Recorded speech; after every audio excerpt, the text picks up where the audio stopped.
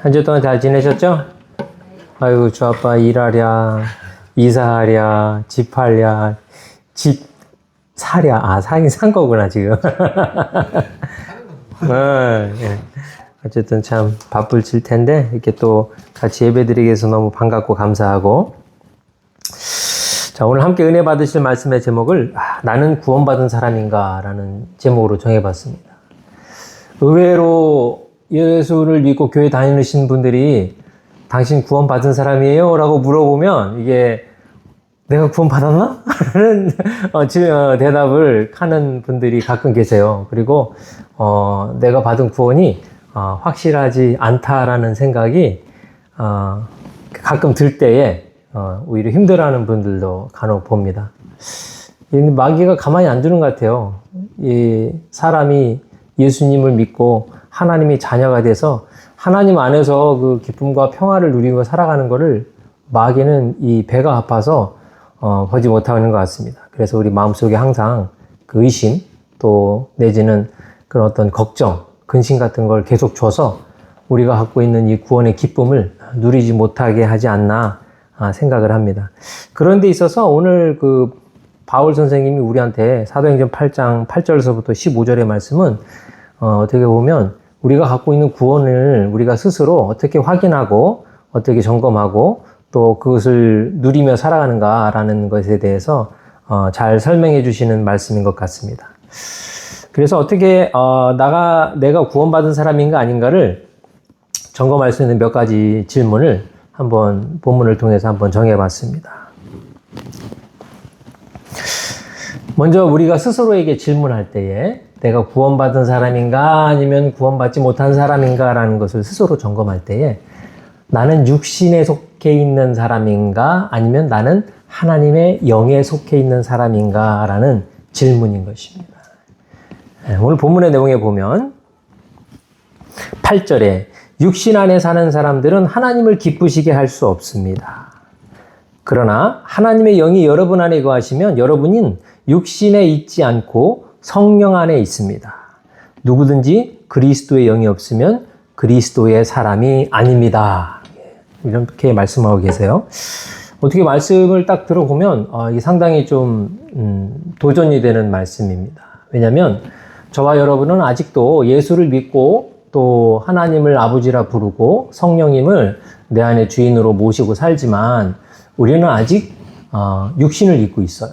우리는 피곤하면 잠을 자야 되고 배고프면 밥을 먹어야 되고 또 우리가 필요한 것과 하고 싶은 것들이 있으면 하고 싶은 그런 욕구를 느끼는 육신을 가지고 있는 사람입니다. 그런 데 있어서 오늘 말씀은 되게 좀 단호하게 얘기하고 계세요. 우리가 육신 안에 사는 사람은 하나님을 기쁘시게 할 수 없다. 이 말은 문자적으로만 해석하면 우리가 육신을 갖고 있는 한 하나님을 기쁘시게 할 수 없지 않냐 이렇게 얘기할 수 있지만 여기서 의미하는 바는 뭐냐면 육신을 비록 입고 있지만 육신의 필요를 따라 살아가는 사람은 하나님을 기쁘시게 할 수 없다라는 말씀이죠. 저와 여러분이 예수 그리스도를 구주로 영접하는 그 순간부터 성령님은 우리 안에 들어와 계십니다. 그래서 그 전에는 내가 하고 싶고 먹고 싶고 느끼고 내가 하고 싶은 내가 원하는 나 중심적인 삶을 살았는데 어느 날 내 안에 성령님이 오셔서 우리의 자아 가운데 하나님의 선한 양심을 통하여서 우리에게 쉴 새 없이 하나님의 뜻을 이야기하실 때가 있어요. 오늘 여러분 아침에 올 때도 한번 생각해 보세요. 따뜻한 이불 속에서 편안하게 자고 있는데 조금 더 자고 싶잖아요. 그죠? 조금 더 언제까지? 12시까지 다 자고 싶은데 에? 근데 어때? 마음 한구석에는 그래도 야 그래도 네가 목사인데 일어나서 교회를 가야 되지 않겠냐 이런 음성이 들려온다는 얘기죠. 그런데 여기서 이러한 음성을 무시하고 내 육신을 따라 살아가는 그런 삶을 이야기하는 거죠. 다양한 부분에서 일어날 수 있는 거죠. 여러분들도 어렸을 때의 추억이 많이 있으실 거예요. 근데 제 어렸을 때 추억을 잠시 한번 얘기를 드리자면 저는 일찍 어머님, 아버님 이혼하셔서 제 어렸을 적에는 어머님이 안 계셨었어요. 어머니 안 계셨는데 아버지만 혼자 계셨는데 아버지께서 미군 부대에서 이렇게 근무를 하시는 일을 하셨어요. 근데 아버지가 야간 근무가 되게 잦으셨어요. 야간 근무가. 그래서 아버지가 저녁에 한 4시, 5시쯤 가시면 그 다음날 아침에 오는 그런 근무들이 있으신 거예요. 그러니까 아버지가 있을 때는 집안이 정말 깨끗해요. 우리 누님 둘하고 저하고 그냥 더 걸어 다니는 발소리까지도 조심하면서 아버지가 조금 무서운 분이었기 때문에 조심 하고 살다가 아버지가 이제 근무를 가신다고 하시고 우리는 이제 마당에 나와서 아버지 안녕히 다녀오세요 하고 나서부터는 이제 우리 세상으로 바뀌는 거예요. 막 그냥 냉장고 열어서 막 꺼내서 먹고 놀고 아버지 침대에서 막 뛰고 막 엉망진창을 막 만들고 막 놀다가 하루는 원래 아버지가 한 4시쯤 나가서 그 다음날 아침에 한 8시 오셔야 되는데 아버지가 근무가 바뀌었나 봐. 한 9시쯤 돼서 저녁 9시쯤 오셨어. 우리가 개판 치고 놀고 있는 그 현장에 아버지가 딱 드러나신 거고 나타나신 거예요. 야, 진짜 바퀴벌레 막 놀다가 불 켜져서 도망가듯이 막 저희는 다른 때 같으면 아버지 오시는 시간에 제가 항상 망을 봤거든요. 누님들이 놀고 그럴 때 아빠 오나 안 오나 봐. 그러고 저 항상 저렇게 문 앞에서 아버지가 오시나 보면은 이제 아버지가 와! 그러면 이제 누님들이 후다닥 치우고 막 이러는 게 이제 훈련이 돼 있었는데 그날은 무방비 상태였어. 전혀 무방비 상태. 설마 아버지가 밤 9시에 돌아오실 거라고는 생각도 못 한 거죠.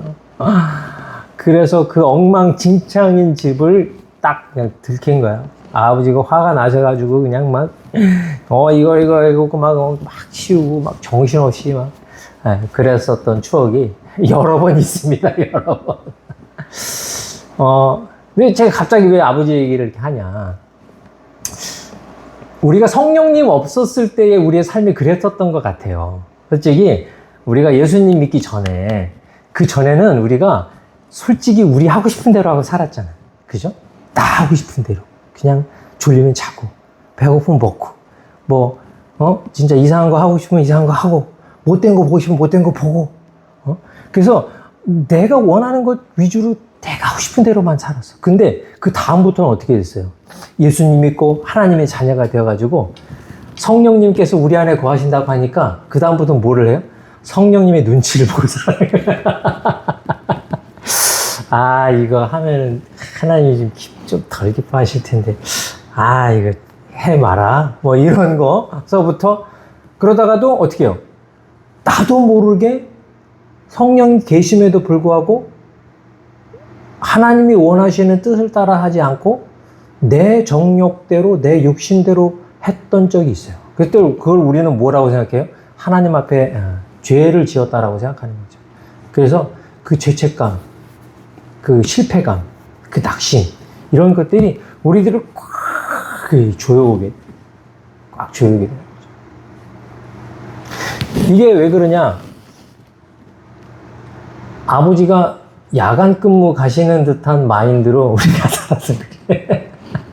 성령님과 그냥 대화하면서 그냥 살아야 되는데 무서운 아버지 밤 근무 가셨을 때의 마음으로 성령님이 왔다 갔다 한다는 생각으로 우리가 살아가니까 이렇게 되는 것 같아요. 근데 제가 아버지께서 이제 연세가 많이 드셔가지고 제가 아버지를 이제 돌아가시기 전에 제가 모셨는데 제가 이제 아이들도 낳고 제가 아빠가 되고 이제 아버지를 보니까 아버지가 옛날처럼 전혀 무섭지가 않더라고요. 아버지가 이제 몸도 왜소해지시고 몸 다치셔가지고 이제 장애도 있으시고. 근데 하루는 제가 아버지께 여쭤봤어요. 아빠 왜 그렇게 우리한테 왜 이렇게 무섭게 했어요? 라고 내가 물어봤어요. 아빠 진짜 어렸을 때 너무 무서웠어요. 제가 그랬더니 아버지가 저한테 하신 말씀이 내가 뭐가 무서워? 니들이 날 무서워했지. 그러잖아. 아버지는 전혀 무섭게 한 기억이 없다는 거예요. 근데 우리가 아버지를 무서워했다는 거예요. 그래서 이게 그러면서 제가 정신이 팍 든 건 뭐냐면 아버지는 우리를 무섭게 할 의도가 없었던 거야. 근데 우리가 무서웠던 거야. 그 이유를 가만히 살펴보니까 우리는 아버지 눈을 피해서 아버지가 싫어하는 짓들을 골라서 하다 보니까 아버지가 무서웠던 거야. 그거를 저는 오해를 했던 거예요. 아버지가 우리를 무섭게 했다고. 근데 우리가 하나님 앞에도 그런 모습과 비슷할 것 같아요. 여러분, 하나님은요, 우리가 생각하는 것보다 우리를 더 이해하시고 우리를 깊이 사랑하시는 거예요. 우리가 생각하는 것보다, 우리가 하나님을 무서워하는 것보다 오히려 더 우리를 인자하게, 우리를 너무나 잘 아시고, 우리를 이해하시고, 용서하고, 항상 맞이하실 준비를 갖고 있는 넉넉한 분인데, 우리가 어떻게?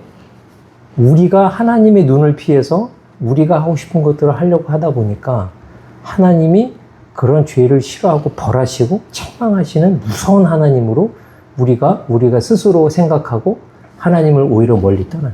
그래서 여러분 생각나시죠? 그 아담과 하와가 에덴 동산에서 신나게 놀다가 이 선악과를 따먹고 자아의식이 생겼다 그러잖아요. 그때 아담과 하와가 처음 했었던 행동이 뭐예요?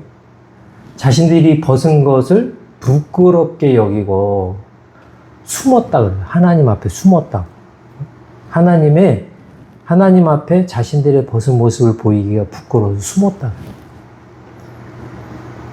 이게 육신에 속한 사람의 첫 번째 모습인 것 같아요. 나가 육신을 갖고 있는 부끄러운 모습을 갖고 있다. 그래서 하나님 앞에 나 스스로를 감추고 숨으려고 하는 그 모습. 근데 하나님은 그때 진짜 무서운 하나님이 이랬을 것 같아요. 너네 일로 와봐. 그거 왜 따먹었어? 그거 꼬라지 봐라. 응? 그러지 않으셨어요. 하나님이 오히려 물론 그들을 책망하시고 그들의 대가는 치르게 하셨지만 그들에게 친히 하나님이 가죽옷을 만들어서 그들에게 입혀주셨다고 그랬어요. 하나님 그걸 이해하신 거예요. 인간에게 수치심이 생긴 것, 부끄러움이 생긴 것, 두려움이 생긴 걸 이해하시고 그거를 책망하고 나무라는 것을 끝나지 않으시고 그들을 위해서 그들의 부끄러움을 감춰줄 수 있는 그걸 이해하시는 그런 하나님이셨다라는 거예요. 내가 이 얘기를 여러분들한테 되게 많이 했는데 이건 항상 해도 제가 저 스스로의 신앙을 점검할 때 하나님이 어떤 분인지 점검할 때 참 중요한 얘기인 것 같아요. 여러분 알다시피 제가 이렇게 사역을 하면서 계속 일을 했었거든요. 사역을 하면서 일을 하고 했는데 제가 전도사 할 때였던 것 같아요. 장로교에서 전도사 생활을 할 때인데 일이 밀려가지고 너무 힘들었어요. 새벽에 한 4, 5시에 일어나가지고 일을 마치고 돌아오면 집에 9시인데 그때 또 9시가 돼도 이제 뭐 집에서 할 일도 있고 또 학교를 다녀야 될 때는 또 집으로 못 오고 학교로 가서 공부를 하고 집에 오면은 또 밤 12시가 되고 막 그런 상황이었어요. 그러다 보니까 뭐 기도도 못 하고 말씀도 못 보고 그냥 하루하루 그냥 그렇게 힘들게 힘에 쪄들어 사는데 그러다 보니까 이제 사역을 위해서 준비도 잘 못하는 거야. 그래서 뭐 말씀 연구도 못하지 뭐. 그러니까 내 스스로 어떤 생각이 확 들었냐면 진짜 하나님이 나를 전혀 기뻐하지 않겠다. 하나님이 이런 나를 정말 싫어하겠다. 하나님이 이런 모습으로 나를 사역자로 부르지 않았을 텐데 내가 정말 부끄럽고 하나님이 나한테 되게 화가 많이 나 있을 것 같다라는 생각이 들기 시작한 거예요. 그러니까 마음이 점점점 무거워지고 더 이렇게 나와서 하나님께 찬양을 예배하는 게 꺼려지고 그리고 교회 가는 것도 오히려 힘들어지고 그런 슬럼프 아닌 슬럼프가 저에게 찾아온 적이 있었어요. 근데 그때 어느 날 갑자기 이렇게 일 갔다 와서 순간 잠이 들락말락하는 순간에 하나님이 저를 부르시는 소리를 제가 딱 들었어요. 딱 들었는데 하나님이 제가 생각하는 하나님 이러는 거죠. 황희대 이놈! 이런 하나님이라고 저는 항상 생각하고 있는데 제가 비몽사몽간에 들었던 하나님의 음성은 너무나 자상하고 너무나 따뜻하고 너무나 사랑이 많은 음성이었어요. 그리고 제가 깜짝 놀랐어요. 하나님은 내가 생각하는 그런 째째한 하나님이 아니고 근데 그 나의 이름을 불렀던 한 음성 하나로 그 모든 오해가 풀리는 거예요. 뭐 하나님 나한테 뭐라고 설명도 안 하셨어요. 그냥 황야라고 불렀던 그 음성 하나에 그 하나님의 마음이 나의 오해를 풀 수 있는 모든 것들이 다 함축적으로 담겨져 있었어요.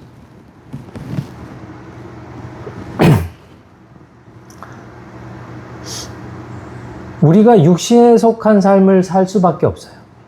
우리는 아직 육신을 입고 있습니다. 우리 육신의 필요가 항상 우리에게 이렇게 다가와요. 육신적인 것들이 우리를 항상 넘어뜨리려고 해요. 근데 성령에 속한 사람은 어떤 사람이냐면요. 그 안에서 하나님의 음성을 들으려고 노력하는 거예요. 우리는 항상 어떤 일들을 생각할 때 어치브먼트를 생각해요.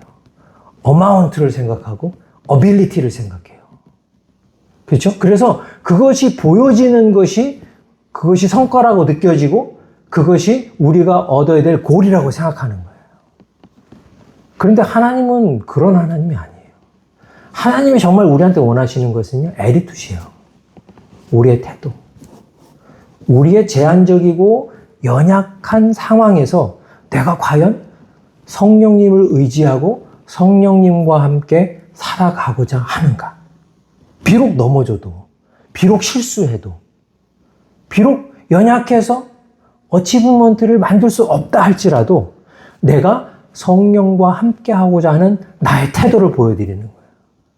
주님, 내가 비록 여기서 넘어졌습니다.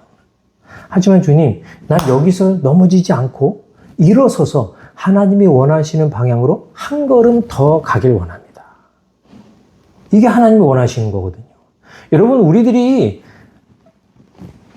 자녀들을 키우다 보면 그런 걸 많이 느끼잖아요. 자녀들이 막 어렸을 때 막 아기 때 막 아장아장 와가지고 막 이렇게 아무것도 아닌데 엄마 아빠한테 뭘 주고 그러면 엄마 아빠가 아유 고마워요 감사합니다 그러고 되게 막 좋아하고 그래요. 왜요? 아이가 갖다 주는 게 가치가 있어서가 아니잖아요. 지난주에 이제 소리하고 주아하고 뭐 이렇게 막 놀고 뭐 그런 거 하다가 제가 이제 주아하고 소리하고 이렇게 밖에서 좀 놀아주고 그러고서 들어왔는데 소리가 기분이 좋았나 봐. 소리가 기분이 좋았는데 나 오늘 목사님한테 용돈 좀 드릴게요 그러는 거야. 그래서 그래? 보니까 소리은행에서 만든 거야. 미국 연방은행에서 만든 게 아니라 소리은행에서 만든 $20짜리. 그걸 탁 주는 거예요. 어우, 너무 고마운 거야. 그래서, 야, 소리야, 너무 고맙다. 이걸로 뭘 살 수 있어? 그랬더니 대답을 안 하더라고. 제가 좀 모아놓고 있어요. 그래서 나중에 언젠가 소리한테 뭐 청소를 시키던.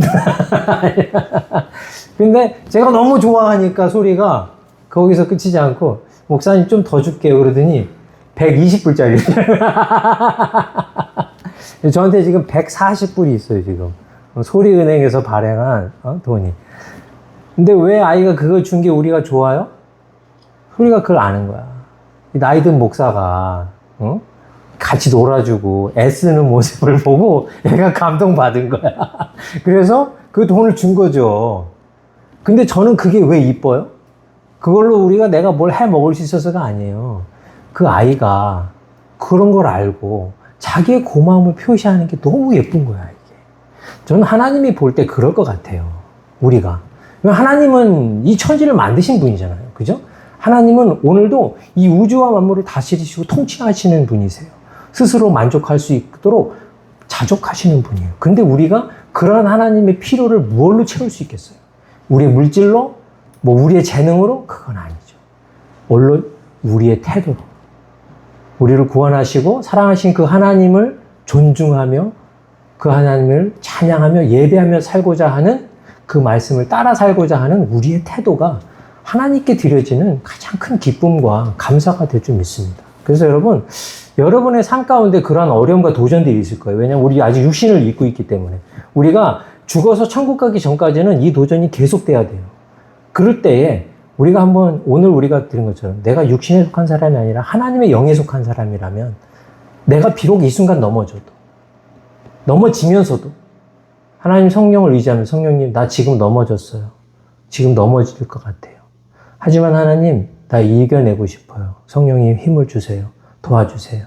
육신을 강하게 해주시고 내 영을 강하게 해주셔서 다시금 육신에 또 넘어지지 않도록 하나님 도와주세요. 이러한 모습과 태도를 보여드릴 때 저와 여러분이 구원받은 하나님의 자녀라는 것을 확신할 수 있는 그러한 시간이 될 줄 믿습니다. 두 번째 우리가 한번 생각해 봐야 될 우리가 구원받은 사람인가 아닌가 생각해 볼 때에 나는 개구리 올챙이적 기억을 하는 사람인가 못하는 사람인가 라는 것을 한번 생각해 봤으면 좋겠습니다. 그래서 우리가 이 개구리 올챙이적 기억을 못한다 라고 얘기할 때 이런 걸 어떤 상황에서 우리가 주로 이야기하죠? 주아빠, 이 말은 우리가 주로 어떨 때 사용해요?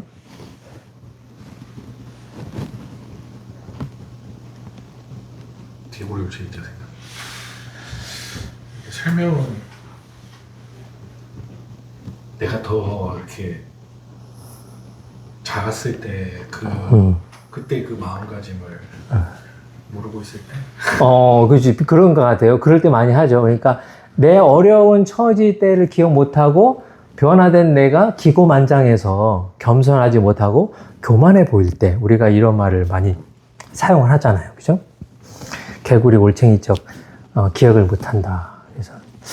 그래서 참 재미나게 사람들이 연구를 했어요. 과연 진짜 개구리는 올챙이 쪽을 기억하지 못할까? 저도 이런 걸 연구한 사람들이 있다는 걸 보고 깜짝 놀랐어요. 죄송합니다. 근데 사람들이 올챙이가 개구리 쪽을 이해 못한다는 말이 나온 게 상당히 과학적이에요. 왜냐면 개구리는, 올챙이는 처음에 어류예요. 그러니까 그 모든 생태적인 습성이. 왜냐면 아가미로 물속에서 호흡을 하게 돼 있어요. 그죠? 그리고 꼬리를 헤엄쳐서 움직이고, 그리고 또 올챙이 때는, 초식. 이끼, 나무 풀잎, 이런 걸 뜯어 먹어요. 그런데 이게 변태라 그러죠. 이제 올챙이가 개구리로 변해가는 과정에서 아주 신기한 일들이 일어나요. 이 아가미가 폐로 바뀌어요. 그리고 이 꼬리가 퇴화돼가지고 꼬리가 없어져요. 그리고 갑자기 발이 생겨요. 그리고 뛰어다녀요. 그리고 육식을 해요. 얼마나 많이 바뀌어요. 그죠? 그러니까 이 신체적인 것만 바뀌는 게 아니라 이 뇌까지 바뀐다는 거야. 왜? 헤엄치던 이 뇌가 뛰어다니는 뇌로 바뀌어야 되고, 풀 뜯어먹던 것에 대한 식습관이 이제는 곤충을 잡아먹는 육식으로 바뀌어야 되고, 그리고 이제 또 종족 본능을, 종족을 보존하기 위해서 이제 교미해야 되는 여러 가지. 그러니까 올챙이적 뇌가 아니에요. 개구리적 뇌가 되는 거예요. 그러니까 이거는 과학자들이 봤을 때는 이건 완전히 다른 종과 같은 것이다. 그렇기 때문에 개구리는 올챙이적을 기억하지 못할 것이다. 라고 사람들이 예전에는 그렇게 결론을 내렸었대요. 그러나 여기서 또 끝나면 또 얘기가 아니잖아요. 그죠? 얘기가 안 되죠. 과학자들이 그럴까 과연 해서 또 다른 연구를 진행을 한 거예요. 연구를 진행했는데 이 사람들이 누군지는 굳이 알 필요는 없어요. 근데 어떤 연구를 했냐면 올챙이들을 모아놓고 올챙이들의 성격을 본 거예요. 올챙이들이 이렇게 번호를 쭉 매겨놓고 어떤 올챙이들은 되게 막 활동적인 올챙이가 있을 거 아니에요. 그죠? 그리고 어떤 올챙이는 되게 이렇게 소극적이고 이렇게 좀 속심한 올챙이도 있고, 그랬더니 이 적극적인 올챙이는 개구리가 돼도 적극적이 되는 거야. 적극적으로 막 이렇게 활달하고 사회성이 뛰어난 개구리가 되더라는 거죠. 그리고 소극적인 올챙이는 커서도 소극적인 개구리가 되더라는 거야. 그래서 이게 꼭 과연 그런 것만은 아닌 것 같다. 그래서 이게 뭔가 좀 연관성 있는 것 같다라는 것이 연구가 있었는데, 그 다음 과학자가 더 재미난 걸 연구했어요. 조금 더 디테일하게 연구를 했는데, 조그만 올챙이 쪽에 포식자로부터 추격을 받았던 트라우마가 있었던 올챙이. 이 올챙이는 커서도 트라우마가 있더라는 거야. 그러니까 이걸 보니까 성격도 비슷해지고, 보니까 경험도 비슷하게 영향력이 있더라는 거예요. 영향력이 있더라는 거지. 그러니까 저 이걸 보면서 내 모습하고 너무 비슷한 거예요. 제가 예수님 믿기 전에는 저는 어떻게 보면 올챙이 같은 존재였던 것 같아요. 그냥 예수님 믿고 나서 제가 개구리가 됐어요. 개구리가 돼가지고 이제는 나는 이제 하나님 안에서 더 많은 능력으로 이 세상에 많은 것을 이해하고 그러고 살아가고 있는데, 내가 아직도 올챙이적 습성을 가지고 살아가려고 하는 나를 발견하게 된다는 거죠. 난 이제 개구리인데. 근데 이 영향력을 우리가 피할 수는 있을까요, 없을까요? 난 사실 없을 것 같아요. 우리가 육신을 입고 있는 한 이 영향력을 피할 수 없어요. 그런데 우리가 지금 개구리라는 것을 잊으면 안 돼요. 우리는 지금 올챙이가 아니에요. 근데 우리가 혼돈하는 게 이건 것 같아. 올챙이적을 잃어버릴 수는 없어. 하지만 나는 지금 뭐야? 개구리야. 개구리인데 올챙이처럼 살아가려고 하면 안 된다는 거죠. 개구리는 개구리로 살아가야 돼요. 저와 여러분이 예수 그리스도를 믿기 전에는 육신의 정욕을 따라서 그냥 살 수밖에 없는, 그것이 알면서 모르면서도 넘어가고 그것이 죄인지 아닌지도 의식도 없이 살아가던 그때에서 이제는 예수 그리스도를 주인으로 섬기고 성령을 내 마음속에 모시고 하나님을 아버지라고 부르는 이 삶의 상황에서는 비록 내가 올챙이적이 생각나고 올챙이적의 모습이 그립다 할지라도 내가 이제는 변화된 그리스도인이라는 사실을 내 스스로 인지하고 자각하고 살아가야 돼. 전에 풀을 먹었던 올챙이적 생각을 가지고 또 풀을 먹으려고 하지 않고 내가 지금은 하나님의 자녀가 되었기 때문에 하나님이 기뻐하시는 일을 추구하며 살겠다라는 그런 마인드와 생각으로 우리 스스로를 변화시키고 변화된 우리 자신을 인정하고 받아들이고 하나님의 뜻 가운데 살아가려고 노력하는 저와 여러분이 될 수 있기를 예수님의 이름으로 축원드립니다. 결론은 뭐예요? 우리가 개구리니까 더 이상 올챙이 쪽으로 돌아가려고 하지 말자라는 거예요. 그건 퇴화니까. 만약에 그런 마인드를 갖고 있다면 저와 여러분은 구원받은 사람인 게 확실해요. 마지막입니다. 마지막. 우리가 마지막으로 내가 구원받은 사람인가 아닌가 점검해 볼 퀘스천은 뭐냐면 내가 하나님을 아버지라 부를 수 있는가? 내가 하나님을 아버지라 부를 수 있는가? 어떤 게 이제 농담처럼 이제 제가 듣던 얘기인데 어떤 이제 스님이 이제 이렇게 길을 지나가다가 이제 스님들은 다니면서 이렇게 목탁을 치고 이제 시주 같은 걸 받으시잖아요. 하다가 시주를 받으러 갔다가 목탁을 딱 떨어뜨렸대. 떨어지는데 아이고 주여 하면서 그거를 목탁을 주스셨다고 그러시더라고요. 안 웃기죠? 난 옛날에 이 말이 왜 이렇게 웃겼는지 몰라. 근데 이제 진짜 이게 보면은 신앙생활을 오래 하신 분들 보면 이게 무슨 일 있으면 아이고 아버지 하고 아이고 주여 하는 분들이 꽤 있어요. 그죠? 근데 이제 미국 분들은 이제 무슨 일 있으면 어떻게 해요? 오 마이 갓 하고 오 지저스 하고 많이 하더라고요. 그래서 깜짝 놀랐어요. 그런 걸 보고. 근데 이제 우리의 생활의 습관에서 내가 하나님을 정말 아버지라고 의식하는 사람들이 무의식적으로 그래서 아이고 아버지 하는 분들도 이제 있어요. 왜냐면 우리 무의식적에 이제 아버지를 의지하고 살아가는 그런 거니까. 근데 이제 그게 그냥 막연하게 나온 말씀이 아니라 오늘 본문의 마지막 절이죠. 14절과 15절에 보면 누구든지 하나님의 영으로 인도함을 받는 사람들은 하나님의 아들들입니다. 그러니까 성령의 인도하심을 받는 사람이 하나님의 아들들인데 여러분은 다시 두려움에 이르게 하는 종의 영을 받지 않고 육신의 영, 어둠의 영을 받지 않고 양자의 영, 그러니까 하나님 예수님의 영, 성령을 받았습니다. 그래서 우리는 그 영으로 아버지라 부릅니다. 할렐루야. 이게 뭐예요? 아버지라는 말은 아빠라는 뜻이죠. 아빠. 하나님을 아빠라고 생각하는 거지. 왜? 우리가 성령의 인도하심을 받고 있는 하나님의 구원받은 자녀니까. 그렇기 때문에 우리는 이제는 하나님을 아버지로, 내 영혼과 육체의 아버지요. 우리가 인정하고 부르게 된다라는 거예요. 그래서 고린도후서 5장 16절에 그 약속의 말씀에 근거가 있어요. 그게 뭐냐면 고린도서 5장 16절 제가 읽어드릴게요. 그러므로 이제부터 우리가 아무도 육체를 따라 말하려 하지 않습니다. 전에는 우리가 그리스도를 육체를 따라 알았으나 이제는 더 이상 그렇게 알지 않습니다. 그러므로 누구든지 그리스도 안에 있으면 새로운 피조물입니다. 옛것은 지나갔으니 보십시오. 새것이 되었습니다. 할렐루야. 우리가 어떻게 예수 그리스도를 그 믿는 믿음 안에서 우리가 새롭게 변화된 거예요. 올챙이가 개구리가 된 것 같이 우리는 새롭게 되었습니다. 그래서 이렇게 새롭게 된 우리는 더 이상 옛것, 우리가 나의 육신의 아버지, 어떤 내 육신적인 삶을 쫓아가는 것이 아니라 새로운 피조물이 되어서 나의 진정한 아버지를 아버지라 부를 수 있게 되는 것을 얘기하는 거예요. 그래서 2절에는 또 이렇게 말씀하고 계세요. 고린도전서 12장 2절인데요.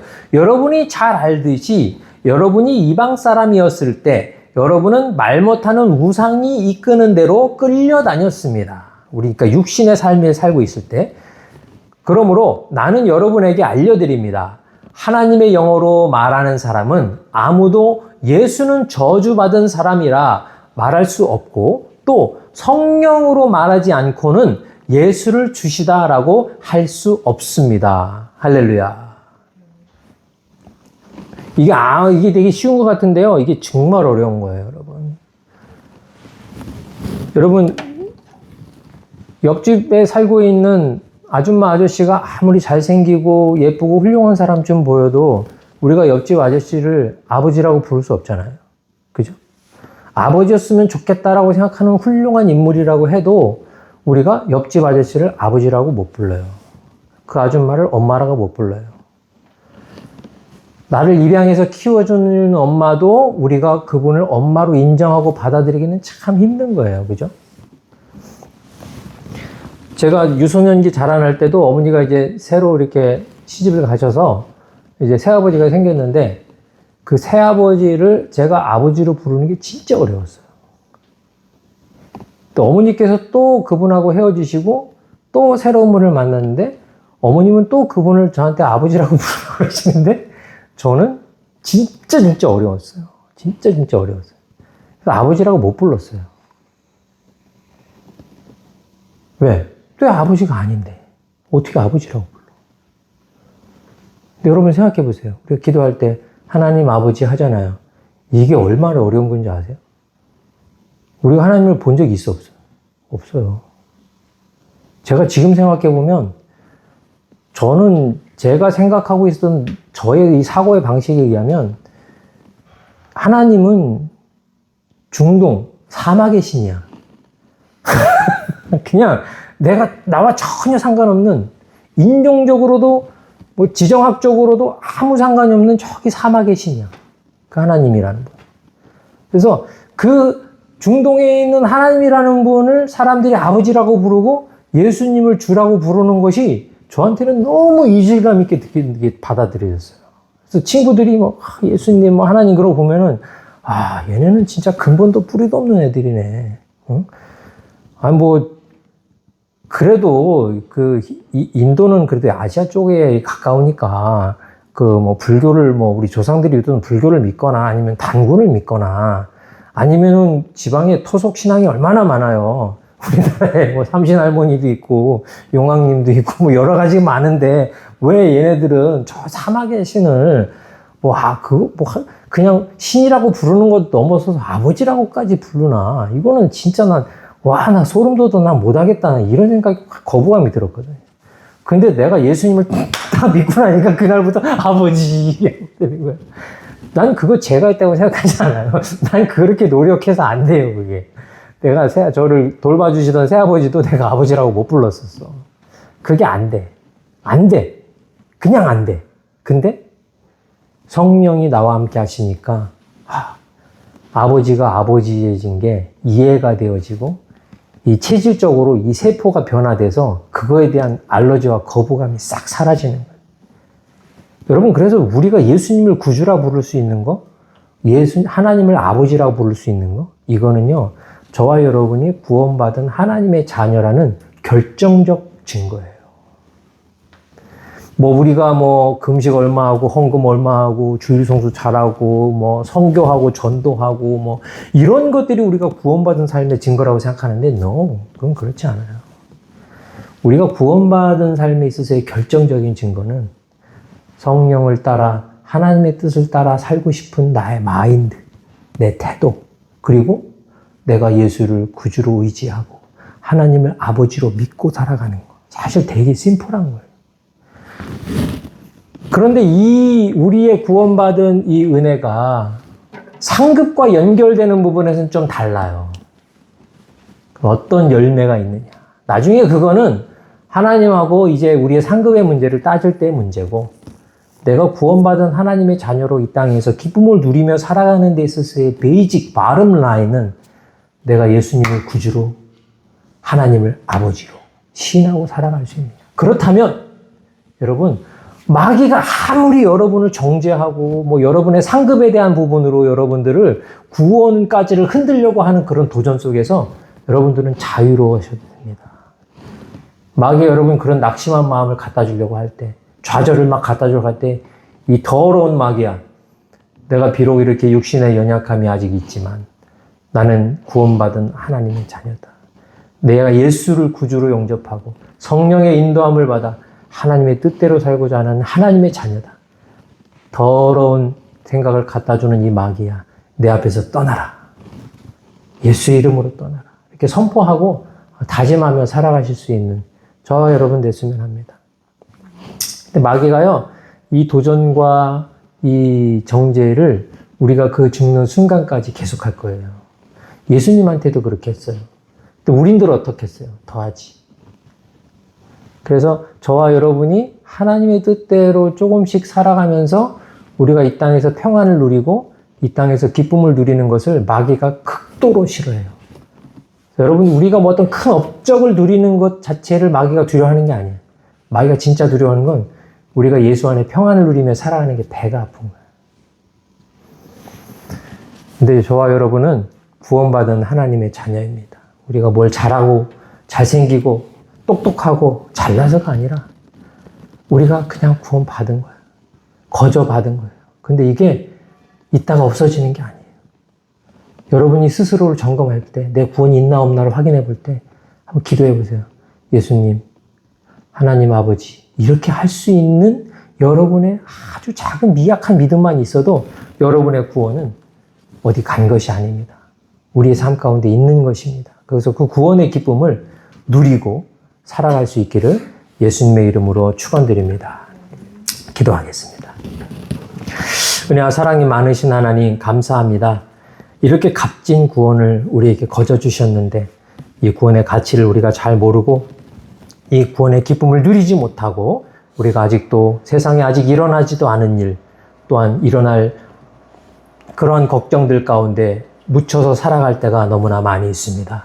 주님, 우리를 불쌍히 여겨주시고 우리가 하나님의 자녀로서 구원의 확신을 가지고 이 땅에서 평안과 기쁨과 감사를 누리며 살아갈 수 있는 저와 우리 성도님들이 될 수 있도록 축복하여 주시고, 사탄이 우리를 정죄하고 우리를 넘어뜨리려 할 때에 이 말씀이 기억나게 하여 주셔서 예수의 이름으로 물리치고 승리할 수 있는 우리 모두가 될 수 있도록 주님 축복하여 주시옵소서.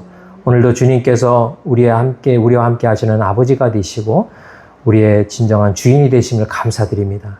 우리를 원하신 예수님의 이름으로 기도드렸습니다. 아멘. 지금은 우리 주 예수 그리스도의 십자가의 은혜와 하나님 아버지의 그 크신 사랑하심과 성령님의 내주하시고 교통하시며 조명하시며 능력 주심의 역사가 오늘날 하나님의 구원받은 자녀로서 이 땅에서 모든 성도들이 그 기쁨과 은혜를 누리며 살기를 마음속으로 결심할 때에 그 가정과 그 모든 공동체가 하나님과 함께 영원히 행복하고 흥왕하기를 예수님의 이름으로 축원드리옵나이다. 아멘. 우리 하나님께 감사의 박수 드리겠습니다.